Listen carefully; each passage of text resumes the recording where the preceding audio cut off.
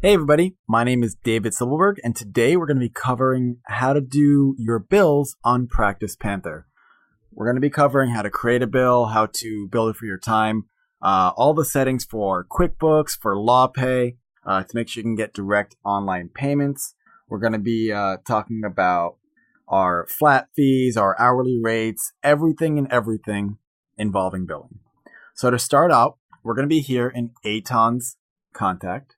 And we're going to create a new matter so we can start getting to work. We're going to say this is Aton's. This is going to be Aton's hourly rate matter. And we're going to not worry about the custom fields for this right now. We have billing section is right here. And this is how we're going to decide how we're going to be billing for this case. So we have hourly rate default, which is going to take the hourly rate you have set in your settings page. We have matter custom rate, which you can pick if you have a certain case that you're going to be giving a special rate to. So some firms might have one steady rate, in which case they just simply use user default rate. Or you may be charging different clients different amounts or different cases different amounts. And if that's the case, just pick matter custom rate instead. Now you can hit add custom rate and decide if you want to have a certain custom rate for everyone in your firm. Make a different custom rate per user. So by user, you can select, I want David to be at $100 and Thomas Jefferson to be at $200. Up to you. Or we can go ahead and give a custom rate by the security role they have set up here on Practice Panther. We also have flat rate cases. This will provide you with an automatic flat fee billable amount, say for $5,000 on your matter. And you can go ahead and invoice that right away. We also have item price billing.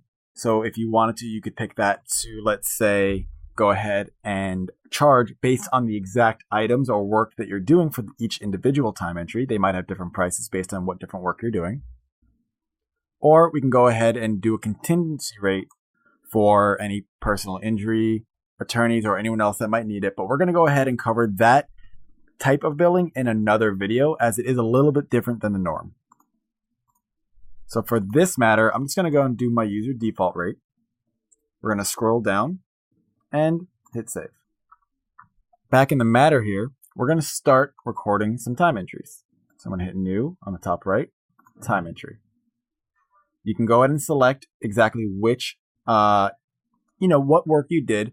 So if you did communicate with a client over the phone, you can pick this.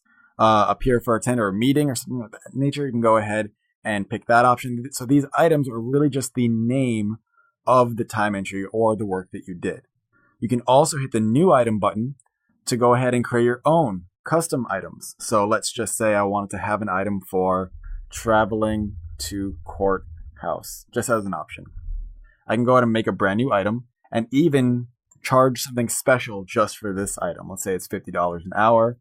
And if I want this price to overwrite my hourly rate, I just need to make sure that this option is turned on when I save the item. And you can see there my hourly rate switched to $50 an hour because I chose that item. I'm going to go ahead though and pick communicate with client, which you'll see my default hourly rate populate down here instead. And you can go ahead and use the timer for anything live. Or if you already know how long it took or will take, just go ahead and type it in, say 4.5. Our default will automatically change that to hours for you. But if you're not so good at math like I'm not, you can just go ahead and say something like 45M to tell it to go ahead and give it to you in minutes. Now, the date is when you did this work, and the description is what you want to tell your client what you did during that time. You want to be very careful what you write in this box, as this is exactly what will appear in the invoice for your client to see. So we'll say, spoke with client over the phone to discuss their case. Going down, this billable box is going to decide whether or not this time entry will appear on your invoices. So if you don't want it to appear in your invoice and you just want to simply track the time for your own purposes, you can go ahead and make billable no.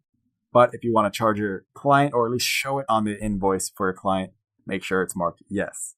Now, the billed by, this is going to be who did that work, and this will change the hourly rate if each user has different hourly rates in their settings page. And you can go ahead and change the hourly rate just for this time entry if I wanted to maybe give them a discount, $80 an hour instead. So even though we have the user default rate selected, you can always manually change the hourly rate for each entry to charge whatever you want. Now, if you do have something funny to say or silly or anything you want to get off your chest about the client, about the work you're doing, or anything that you don't want your clients to see, you can go ahead and put that in the private notes down here. This guy's voice was annoying, whatever it is. All right, we're going to go ahead and save this time entry. Whenever you save an entry or an expense or anything like that, it's always going to add the hours and rather the dollars charged to the billable bubble up here on the top right. Now, let's go ahead and do a quick expense as well. So this is anytime your firm incurs an expense on behalf of the client. So you want to go ahead and place this as a billable item on your matter and then have your client pay you back for it in some way. You can also, just to show you, can go ahead and record a hard cost here as well. We can cut checks directly from Practice Panther for these hard costs if needed. So if you're hiring a mediator, a private investigator, you have court filing fees, something substantial that you're using your checks or card to pay off, you can go ahead and record that as a hard cost. But for right now, I'm just going to say this is a soft cost, sorry about that. And we're going to go ahead and say the amount is $25. And this would be for something like court parking, just as an example, because we should not have to pay that amount. And these categories are going to act as the item names for your expenses. So we do have reporting to give you specifics on the types of expenses you've incurred over time. So I'm going to type in travel. You have local travel right there. And then again, you can decide if you want this expense to be billable and placed on your invoice or not. And if you have a receipt, you can always keep a log of it here, but this receipt will not appear in the invoice. It's just for your own records. I'm going to go ahead and hit save. And when you save an expense, like I mentioned before, that amount will get added to your billable amount right up here on the top right. So next, we're going to go ahead and actually generate our invoice. So to do that, again, we're going to go to New on the top right and hit Invoice. Now, this date range is not when you want the invoice to be due, but when you want to pull the time entries expenses from. So you may be in the middle of November, let's say, but you have unbilled time from October. So I could then go ahead and pick last month here to only pull in my October time entries onto this invoice. But since we are up to date, I'm just going to leave it to all time to pull everything possible. Underneath here, we have billable items. You can actually go ahead and pick what types of items you want to pull onto this invoice, your choice, and what taxes you want to go ahead and apply. Now, I have a tax called My Tax saved in my settings page, but to be my default, but you can go ahead and add whatever tax you want, and hit New Sales Tax to create them yourself as needed. I'm going to hit Generate Invoice. And this is what I call the Invoice Construction page. This is where you can make any last minute changes that you might need to the bill. You can kind of consider this, or rather consider this, your pre-bill. This isn't finalized yet. It hasn't been sent to the client. This is just for you on your systems here to make adjustments to before finalizing and sending it out. We can add a discount here if we want to take 10% off, let's say, and you would see that discount appear on the bottom right. And we can go ahead and click into any field that we want to make any last minute changes. And going down, we can even hit Add Line to add any last minute items or add a hard dollar discount. So to do that, you can put it in any section that you want, but I see most lawyers put it in the flat fee section. You can call it whatever you like, describe it however you like.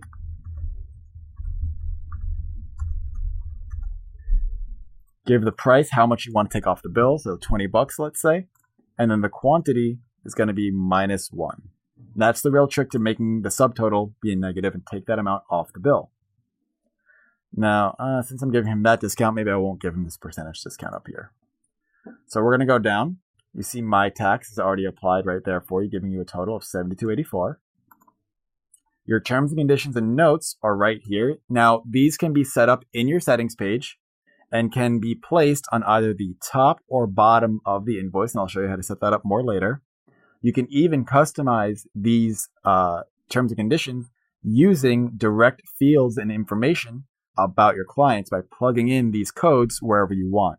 So if you wanted your client's city in the terms and conditions, their notes, the country they're from, the date you retained them, the date of birth of your client, all your custom fields will appear here as well. So you can literally customize your terms and conditions or notes to include any kind of client information needed. Now, moving on down here, we see we have a few payment options, which you can also set as defaults in your settings page. I'll show you how to do that more later as well. This first option is if there's any operating credit or retainer, not necessarily trust money, but maybe just some firms you don't use trust and just simply use operating credit. So that would be how you can use that credit to pay off this invoice if there was any available. Since a lot of firms do use trust, many people will be using this button to automatically pull from that trust to pay off this invoice. This third option here is an amazing tool that I get countless emails every day thanking us for, where you will then go ahead and be able to set up automatic emails going out to your clients that haven't fully paid off their invoices yet. You can have these emails going out 5 days before the due date, 4 days before the due date, 10 days after the due date, 30 days after, 60 days after. You can have as many of these set up as you would like. And the cool thing is, as soon as your client finishes paying off the invoice, even if you did have 50 more reminders in place and they were only on reminder number 5, and they paid off the invoice completely, all the reminders for that client will stop so that they won't unnecessarily get annoyed by any emails. This last option here is to go ahead and do a quick check on the back end for any outstanding balances still that have yet to be paid on any other existing invoices for this client. And if there are any that it finds, it'll pull those balances onto this invoice here.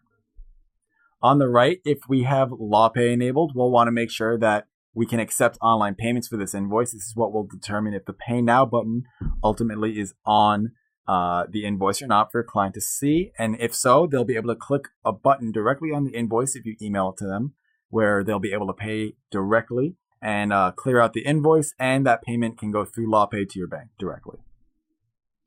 This option here is if you want to be able to allow your clients to pay less than the full amount. It's up to you. We also have interest that you can apply to all of your invoices, or some of them, or whatever you like.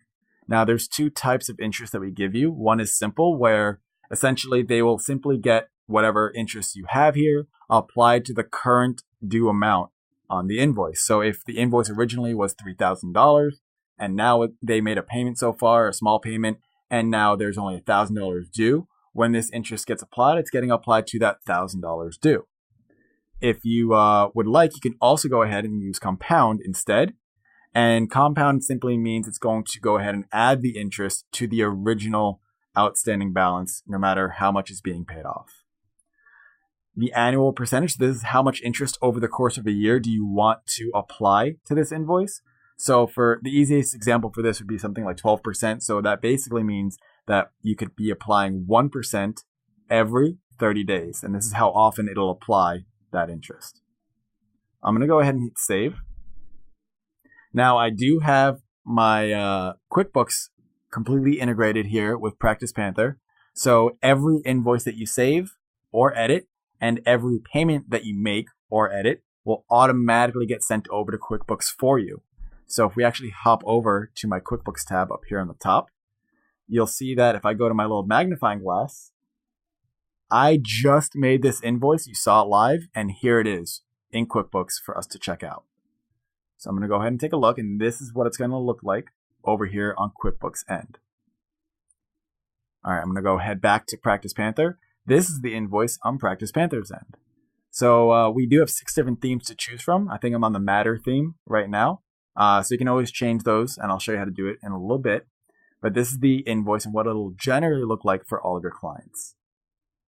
I'm going to scroll down. You'll see each section is summarized there for you. Your tax. I have Timekeeper Totals turned on, so that's an option you can play with. I'll show you how to turn that on in a bit as well. And I have my trust account balance and ledger. So if there are any trust payments applied or anything with this client, it'll show the entire history here right on the invoice for the client to see. I can then go ahead, hit actions, and send this invoice to the client. And the cool thing is, when I send this invoice, as soon as they click on the link to view the invoice, I will receive a notification up here in that second, as you can see here, that the invoice has been viewed and how many times it's been viewed. I can also go to the bottom of the invoice and you'll see a history letting you know exactly when the invoice was viewed and how many times and each time. Whenever you receive a payment for the invoice, if you get one manually, you can also hit enter payment right here to enter that payment yourself to this invoice and have that payment synced over to QuickBooks for you. So I'm going to go ahead and actually delete this invoice, which also does delete it over in QuickBooks, because I want to show you that when you delete an invoice, all the work that was on it will actually go back to being billable for you. So real quick, we're going to hop back over to using the search bar up here, 8ton into his matter. And you'll see all that work that was on the invoice is back here to being billable.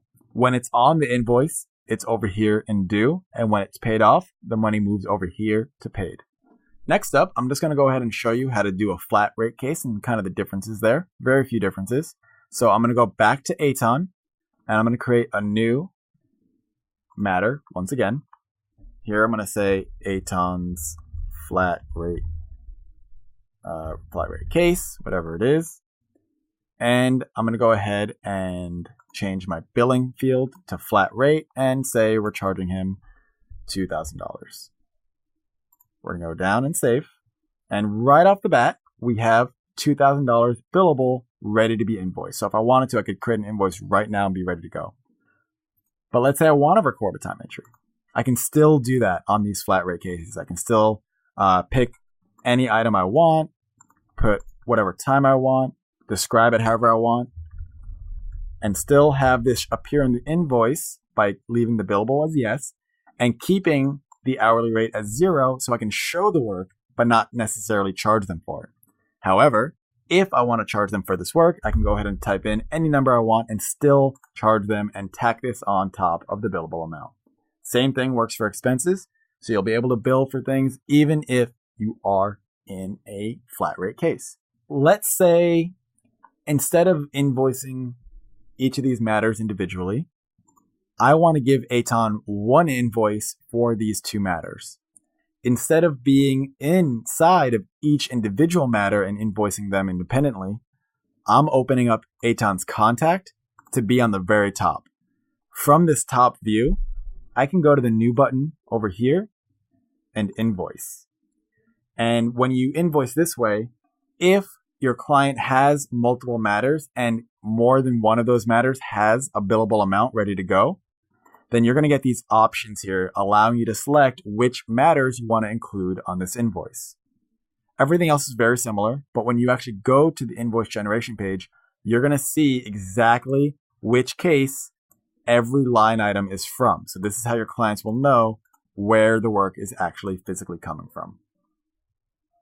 But this is one invoice for your client instead of multiple invoices.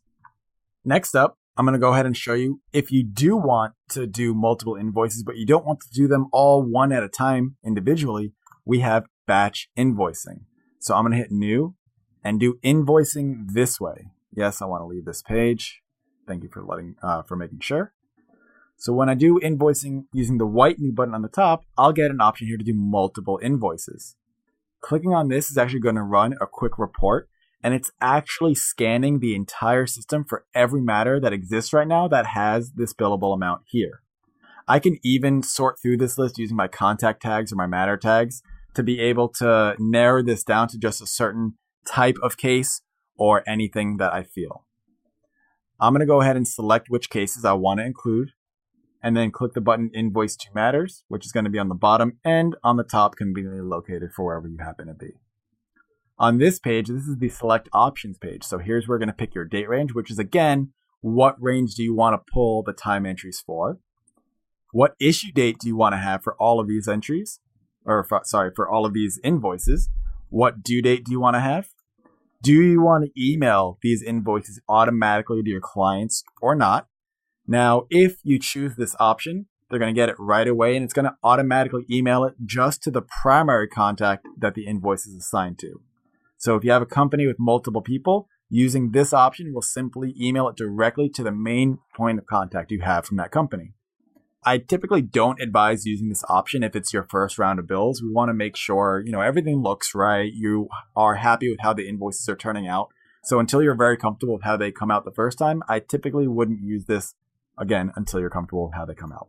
Terms and conditions for all of these invoices, notes for all of these invoices, and the payment options, again, that we want to use for all of these invoices. So if I want to check to make sure that all available credit and all available trust is being used on all of them, just have these two options turned on.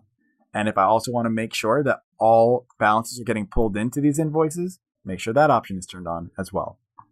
You can also check off matters that don't have billable amounts and use this option in the bottom right to just create an account statement for that given month. It'll be a blank invoice, but if you use this option in conjunction with this unpaid balance check, you'll be giving them a blank invoice, but at the bottom right, they're going to see all the unpaid outstanding balances to date for the month of July, month of August, whatever month you're in, and making that account statement for.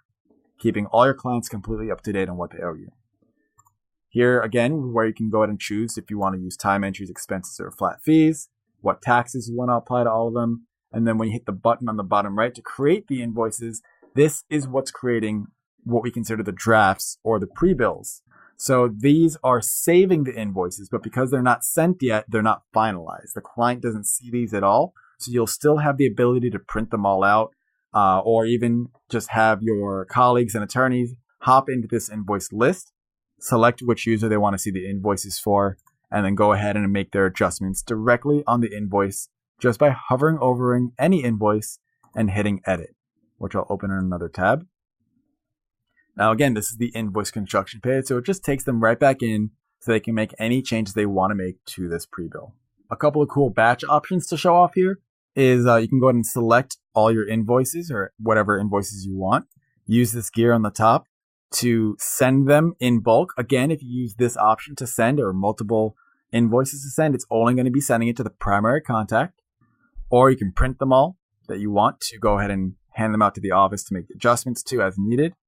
Or the coolest thing, in my opinion, is being able to pay these invoices using any available operating retainer or trust retainer. So this is really great if you wanted to go ahead and generate the invoices but not use any available credit just yet. Before using the credit, you want to make those final adjustments and everything before applying any payments to these invoices. Then once everything is finalized, you can go ahead and do a check using these, pay invoice using any available credit, and it's going to check all the items that you've selected and use any available credit or retainer to pay off these invoices as much as possible to make sure everything is balanced out as much as it can be without you having to go and doing it matter by matter by matter yourself. Now, again, I've seen these errors before. It actually brings us to our next point is these credit notes. So those credit notes have errors because they're not invoices, so we couldn't really apply any credit or invoice or retainer to them. But we can use credit notes ourselves to simply write off an outstanding balance that we are pretty much giving up on. So some cases, that you're not getting paid out at all from them for whatever reason. Maybe they passed away. You're not going to be getting paid out on a bill from a couple of years ago, or they've cut ties with you in some way. Anytime you've given up, let's say on Aton here, to pay this amount off, you can either go ahead and edit it and add that line item that I showed you before to write off the amount by doing the -1 quantity for whatever amount is due. But I know a lot of firms are very strict about not editing an invoice once it's been sent to your client. For those of you that are, where that's very important for you, we have another option called a credit note. So we're going to go to New and Invoice once again up here. And we're going to hit More Options here and then Give a Credit. Now, this is creating what looks like an invoice, but it's going to be creating a negative due amount, which is basically giving them a credit that you can use. So I'm going to go ahead and put Aton as my contact. I just want to give Aton the credit for his hourly rate matter. I'm going to go into any line that I want and call it whatever I want. It's up to you. This will not be for your client's eyes, so you can pretty much write whatever you like unless you want to show this to your client. It's up to you, but you don't need to. And let's say I want to write off $50, whatever it is. Let's just say I only owed $50, or the client rather only owed me $50. I can turn off all these options because they're not necessary for credit notes and save. So this is a credit note in case you ever need to print it out for your client. But if we go back to Aton's Matter, we're going to see we have unapplied amount there when we hover over it, $50, with invoice balance of $42. So we can now go to this outstanding invoice right here and hit enter payment. When we do that and we have some kind of credit or retainer, we're going to see a button here called use credit retainer. So I'm going to use that credit that we just made, $50, amount to pay $50, and apply those credits. When we go back to Aton's Matter, once again, you'll see I'm always using the search bar up here because this is the fastest way to get pretty much anywhere. All right, so in this matter, we're going to go back to our invoices, and we're going to see that the $92 invoice only has a $42 balance now because we were able to write off the $50. When we open the invoice, we can go down and we can see that credit note on there for $50. Now, this is really important because this allows you to deduct any amount you want from any invoice without actually making an operating payment or making it look like any money is actually coming in to your account. Now, I just want to take you over to our settings page to show you how to set up your LawPay account, set up your QuickBooks account, make sure everything's working right. So we're going to go ahead and hit accept online payments. Now, if you don't see this page as it is right now, that means you're probably not integrated with Panther Payments or LawPay, in which case I definitely encourage you to do so. They do charge $20 a month, but if you sign up through us, we'll cover that $20 monthly fee as long as you make a $1 transaction through us each month, which is easy enough. Now, the benefits you're going to get from this is you're going to get a pay now button directly on the invoice for your clients to pay you. You're also going to be able to request retainer payments directly over email, giving your clients links to either your operating or trust account. When they do use that link to make a payment, the payment makes a pit stop here on Practice Panther on the Matter for you, so you don't have to put it in yourself. Or it'll also give the option to accept credit cards in person over Practice Panther. So definitely look into this. Now, if you do see this and something's not acting right, maybe you don't see the Pay Now button, one thing we always see is a common issue is click here to update your LawPay accounts. You want to go ahead and click that button and make sure you actually have a merchant account selected for your operating account and a trust account selected for your trust account, and then hit save. So as long as that's linked up correctly, you should have the Pay Now button and all your transactions should be just fine. We also have a similar situation with our QuickBooks integration. So this is what it should look like if you're integrated. If you're not, it'll say connect to QuickBooks, in which case it's very easy. Just hit that button and it'll ask you to log in with your credentials, or if you're already logged in, it'll simply ask you to authorize the connection. And you also have link your Practice Panther bank accounts. So if for whatever reason you notice maybe your invoices aren't going over to QuickBooks, this may be the culprit. So if you hit this little button right here, make sure your operating account is linked up to the correct bank account over there in QuickBooks, as well as your trust account right there, and then hit save. Your invoice options. So if you ever want to adjust anything about your invoice for your invoices moving forward, this is the page where you can do it. So this is where you can set up your terms and conditions for all your invoices, your notes for all your invoices, whether or not you want it to be on the bottom or the top of your invoices, your default payment options for all of them, whether you want the balance that it's checking for, any outstanding balance. If you want it to check the entire contact or just the matter, it's your choice. What your default due date will be, what default taxes you want on all your invoices, what theme you want to select for all your invoices, definitely your choice. Go ahead and find your favorite one. Under show more options, this is where you'll get to hand pick every single field that you want on the invoice or not. So you get to decide exactly what you like about your invoices and what you want on there, giving you full control and customization. Anytime you see the word text, you can actually handwrite what you want it to say. So you can get to actually reword every field on the invoices to your liking. Now, further down, there are a lot of options to play with. The main ones I want to focus on is this payment section. So this is one other area where you want to make sure that this button is turned on to make sure that the Pay Now button for your LawPay setup is showing correctly, what you want that button to say, etc. Account balance. This is very important as well, as this will allow you to show your clients their trust balance on the bottom of the invoice like I showed you, and show the entire ledger history for your client. And you can decide on the bottom here if you want to show just your matter, just that one matters ledger, or the entire client's ledger. And always make sure that when you want to, go to the very bottom and hit save to make sure you save all of your settings.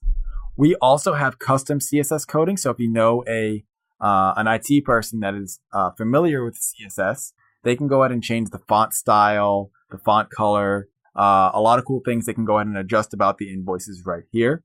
If you don't know somebody that's familiar with CSS, you can hit the bubble on the bottom right corner to let our support team know whatever your requests might be for the customizations, and we will always do our best to match your needs as much as we can. So I'm going to go ahead and hit save on the bottom.